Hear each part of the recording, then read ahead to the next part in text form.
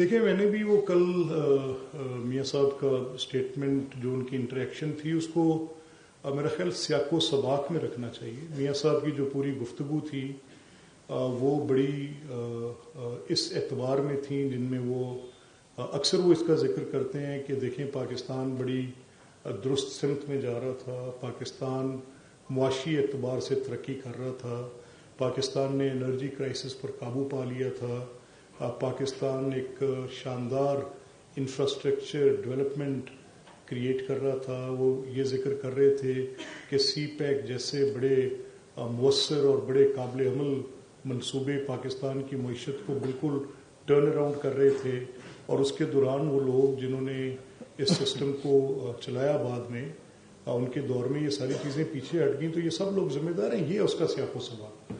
अब मुझे शिकवा ये है कि उसको फिर एक अलहदा रंग दिया गया, और कल फिर ये कहा गया राना सनाउल्लाह साहब की स्टेटमेंट को लेकर कि बयानिए का बोझ। मियाँ साहब ने कब कहा कि किसी को पकड़ के टांग दो और ऐसा करो वैसा करो? मैंने वो उनकी पूरी बात सुनी है।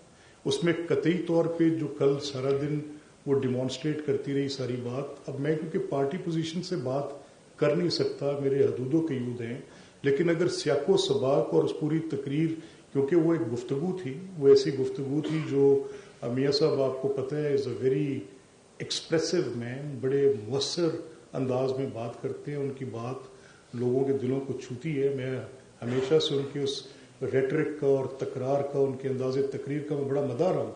वो जिस तरह से बात करते हैं वो घर करती है लोगों। तो उनकी जो तकरीर थी वो तकरीर आपस में एक बातचीत के ज़िम्न में थी, और ऐसे अंदाज में थी जिसमें वो नोहा कना थे पहले कि जो तरक्की का सफ़र जारी था उसको रोका गया, ये एक जुर्म है इस मुल्क के साथ जो हुआ, ये बातचीत थी।